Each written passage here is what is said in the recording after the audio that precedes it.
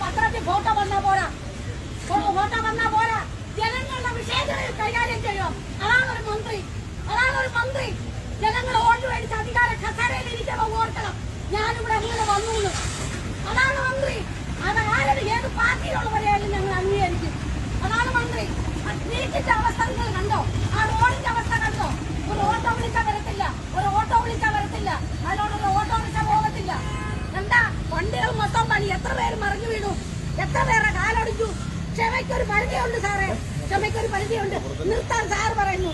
Sir ആ റോഡിന്റെ അവസ്ഥ ഒന്ന് വന്ന് കാണും സാറേ. സാറൊന്ന് വന്ന് കണ്ടിട്ട് പറ. വിളിച്ച് ജയിലിലിട്ടാലും വലിയ പ്രശ്നമില്ല. പൊതുജനങ്ങൾക്ക് വേണ്ടിയാ, എനിക്ക് വേണ്ടി മാത്രമല്ല. ദിവസവും അതിനോടെ കഷ്ടപ്പെടുക. ഞങ്ങള് 10 മണി മുതൽ സാറിനെ വെയിറ്റ് ചെയ്ത് ഇവിടെ എത്തുക. ഉദ്ഘാടനം ആർക്കും പറ്റും, ചെയ്യാൻ ആർക്കും പറ്റും. ഞാനും 5 വർഷം ചെയ്തതാ. ജനങ്ങൾക്ക് വേണ്ടി തന്നെ നിൽക്കുന്നത്, ജനങ്ങൾക്ക് വേണ്ടി തന്നെ. അവിടെയാണ്, അതാണ് അറിയാമോ? ന്യായമായ കാര്യമാണ്. എനിക്ക് വേറെ ഒന്നുമല്ല പ്രശ്നം. ആ മുസ്ലിം സ്ട്രീറ്റ് പാലത്തിന്റെ അവിടെ വെള്ളക്കെട്ട്, ആ റോഡിന്റെ അവസ്ഥ നിങ്ങൾ എല്ലാവരും അതുവഴി വരുന്നവരാണ്. ഞങ്ങൾക്ക് പൊടിവെച്ച കാറൊന്നുമില്ല പോവാന്. ഞങ്ങൾക്ക് ഓട്ടോറിക്ഷ 2 വീലറേ ഉള്ളൂ. അതിനകത്തോടങ്ങ് പോവാന് അവിടെ പച്ചത്തിൽ എത്ര പേര് ഡെയിലി വീണോണ്ടിരിക്കുന്നു. കഷ്ടം. ഇതൊക്കെ ഭീഷണിപ്പെടുത്തി എന്തുവാ നമ്മളെ ഗുണ്ടായസം കാണിച്ച് അങ്ങ് ജയിലടപ്പിക്കാമോ? ന്യായമായ കാര്യത്തിലാണ് ഞാൻ വന്നത്, ന്യായക്കേടിനല്ല. ഈ ഓട്ടോറിക്ഷ ഇവരോടല്ല ചോദ്യം. അതിന്റെ അവസ്ഥ അവർ ദിവസം വിളിച്ചാൽ പോലും അവർ വരത്തില്ല. അത്രമാത്രം ദുഃഖം ഉണ്ടായിട്ടാണ് പറയുന്നത്. ജനങ്ങളുടെ വോട്ട് മേടിച്ച് ജയിച്ചിട്ട് ഉദ്ഘാടനം മാത്രം 10 മണി മുതൽ ഞാനിവിടെ വെയിറ്റ് ചെയ്ത് നിൽക്കുക. നമ്മൾ ഈ കസേരയിൽ അങ്ങനെ വന്നെന്ന് ചിന്തിക്കണം. അതാണ് നമ്മൾ ചിന്തിക്കേണ്ടത്. ജനങ്ങളുടെ വോട്ട് മേടിച്ച് അധികാരത്തിലിരിക്കുമ്പോൾ ജനങ്ങൾക്ക് വേണ്ടി പ്രവർത്തിക്കണം. അതാണ് നീതി. അറിയാമോ? അവർക്ക് വണ്ടിയുണ്ട്, പെട്രോളുണ്ട്, സെക്യൂരിറ്റി പോലീസ് ഉദ്യോഗസ്ഥരുണ്ട്, എല്ലാം ഉണ്ട്. ഉദ്ഘാടനം ചെയ്യണമെങ്കിൽ ഇതുകൂടെ പരിഹരിക്ക്. കഷ്ടം തന്നെ.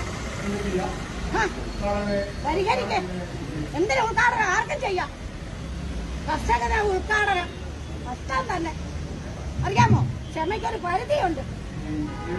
നിവേദനം എത്രണ്ണം വാങ്ങിച്ചു? മൊത്തം ചവിട്ടുകൊട്ടയിലിടും. നിവേദനം വായിക്കാൻ അവിടെ കണ്ട് സമയമുണ്ടോ? നിവേദനങ്ങൾ സ്ട്രീറ്റിൽ കിടന്ന മൊത്തം ആൾക്കാരും നിവേദനം കൊടുത്തു. സ്വന്തം പാർട്ടിയിലുള്ളവരും അല്ലാത്തവരും പൊതുജനങ്ങളും കൊടുത്തു. നല്ല പരിഹാരമുണ്ടോ? ഓണത്തിന് ചോറുണ്ണത്തില്ല സാറ്. ഞാനാ പറയുന്നത്.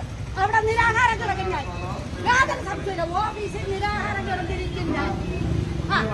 ഓണത്തിന് സാറ് ഉണ്ണത്തില്ല, ഞാനും ഉണ്ണത്തില്ല. അറിയാമോ? ആ ഓണത്തിന് മുമ്പ് റോഡ് ചെയ്തില്ലെങ്കിൽ സാർ ഓണം ഉണ്ണത്തില്ല, ഞാനും ഉണ്ണത്തില്ല. അവിടെ നിരാഹാരം വന്ന് കിടക്കും ഞാൻ. ഈ എന്തൊക്കെ ആയാലും അറിയാമോ? എന്ത് പ്രശ്നവും വരട്ടെ. ജയിലടയ്ക്കും. അറിയാമല്ല. നമ്മൾ മനസ്സിലാക്കുന്നത് ഈ പുത്തൂർ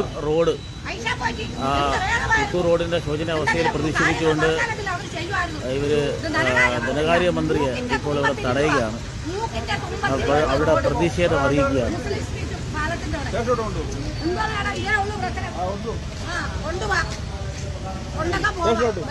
സന്തോഷമായിട്ട് വരാം. പൊതുജനങ്ങൾക്ക് വേണ്ടിയാ. ഇതാണ് നമ്മുടെ പ്രശ്നം. എല്ലാവരും അതുവഴി പോകണേ. ഇതാ പ്രശ്നം.